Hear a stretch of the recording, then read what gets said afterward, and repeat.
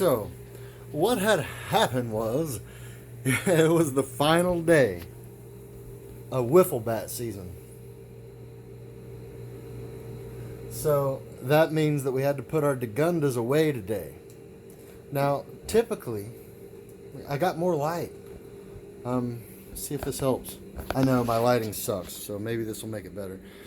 Alright, so, typically, you've got seasons that don't overlap. Rifle season, black powder season, bow season, and they're separate from each other unless you're like me and you paid the extra for the lifetime hunting permit. You can just hunt archery in most states in the Midwest. Now, I bought mine a while back, but I still read the regs and respect the law, and I've got the utmost respect for it. And I don't mess around. I don't mess around for a few reasons. First of all, Johnny Law ain't playing games. The game warden has more search and seizure rights than any cop. And I think I might have said something about this before, but if he thinks you're screwing the pooch, he'll come right up in your house. He doesn't need probable cause. Maybe he doesn't like your truck. Maybe he doesn't like your face. Maybe he doesn't like your attitude. Maybe he doesn't like the sound of your voice. It doesn't matter. Any of those reasons, he can come in and search you. And if you get caught slipping, guess what? I mean, they can take all your tools, your vehicle, if you're using it, whether it's an ATV or your daily commuter, slap a heavy fine on you, and throw your ass in jail. Like, that's not why I respect it, though. I respect it because of the wildlife conservation aspect of it. I respect it because I feel like I'm in touch with it, you know. I feel like I'm in touch with nature, and, you know, it's a little too bright. Can we turn that off? Let's turn that off. I don't like it. Golly, that thing works a little too well. It's meant for cleaning deer is why I bought it, but I didn't get to use it. Confession, ladies and gentlemen. Okay, so I don't hunt rifle season. Black powder, I don't. I haven't since my 20s. And so I've been this way for a long time, and I thought, you know, it's not fair. It's not fair. Like, I'm filling my tags too quick, and that's not a bad deal unless you don't have places to put the meat or people that'll take it, but hey, no fighting. Xena, quit it. Always a dog issue around here, yeah. So, I have a lot of respect for it. And I don't want to sound like weird, okay? I don't want you to think that I'm the world's most amazing hunter, because, you know, obviously I'd have my own TV channel, and, you know, I'd be talking to you via, you know, satellite or, you know, on HBO or something, but so I quit hunting rifle in my early 20s, and I decided to pick the bow back up. I started shooting a recurve when I was pretty young, and I thought, you know, now the animal has a sporting chance and it's more fun for me. That's not the point, though. So everybody, let's all do each other a favor real quick right now, and let's put our egos down. Let's put them aside, okay? Because everybody's the best hardened combat veteran. Everybody's the best hunter. Everybody's the best shot. Everybody's the best gambler.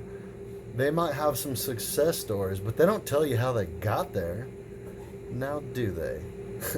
Well, I can tell you how I got there, and that's all I can do. So, you know, no atheist in a foxhole, right? That's true. And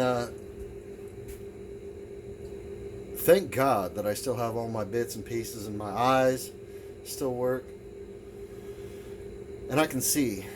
And so every hunt that I had, I went out 4 times. There was about 2 weeks of rifle season, and I got to go out 4 times. Just didn't have enough time. Every time except one, even the one that it wasn't exciting and I didn't see deer, it was still pretty, like, it challenged me. It was a challenge.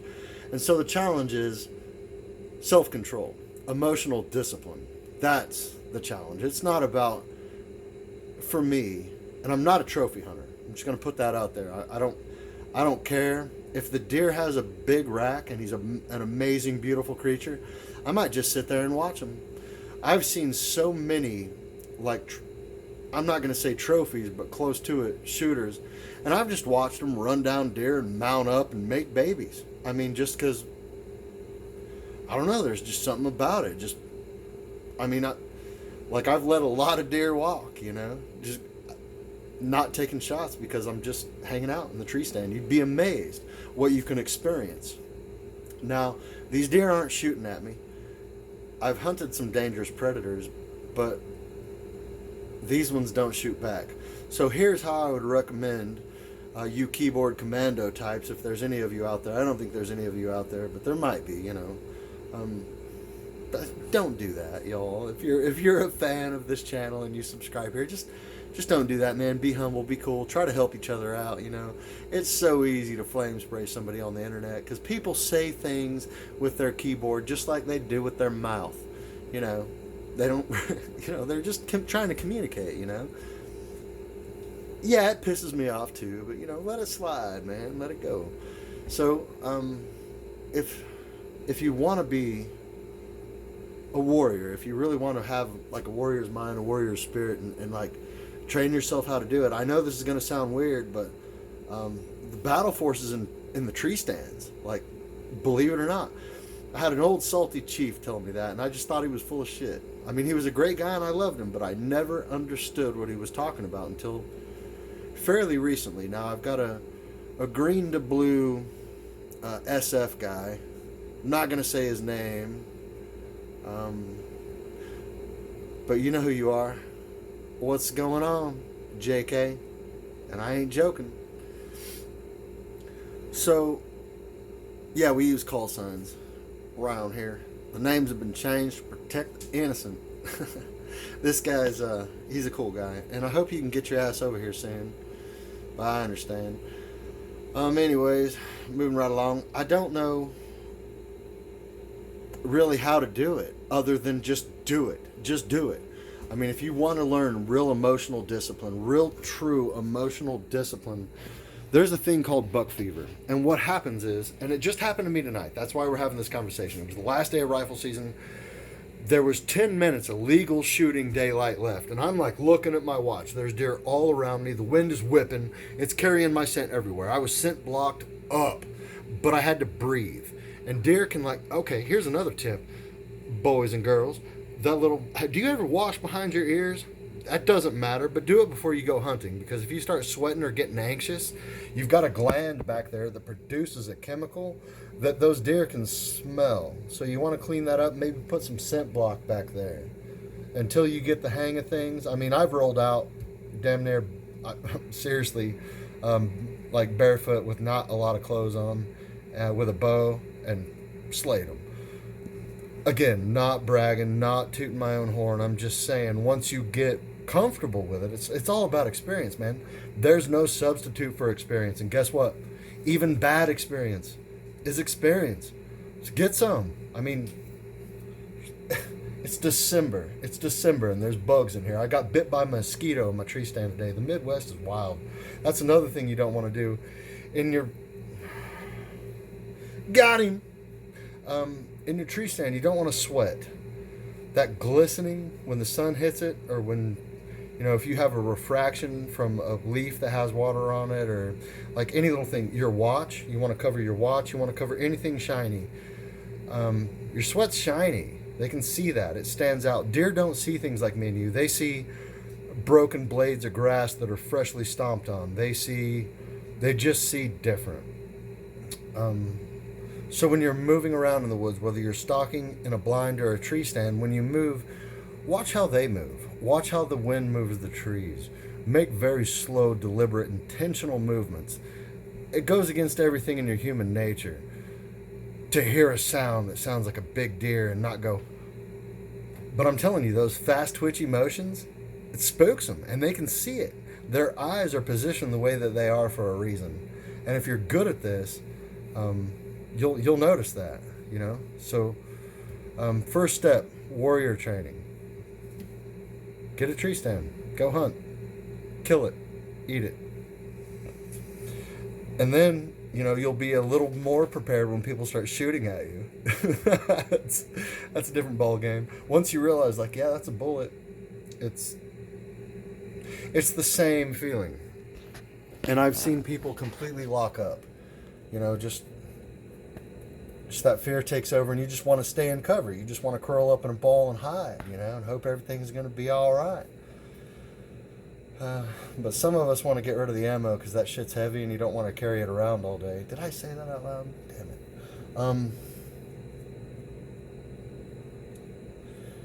What are some other things?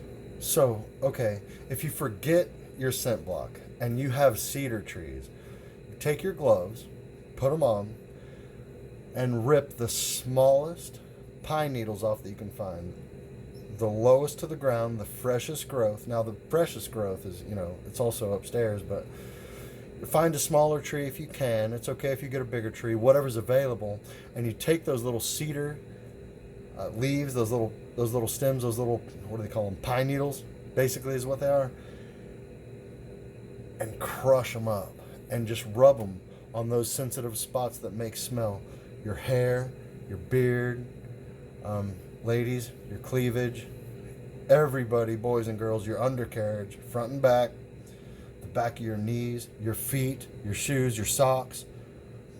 Rub it down with that cedar, and I'm telling you, it's amazing scent block. So today, the wind was whipping, and I was about to get out of the tree stand. 10 more minutes of legal shooting. I was like, this ain't going to happen, you know.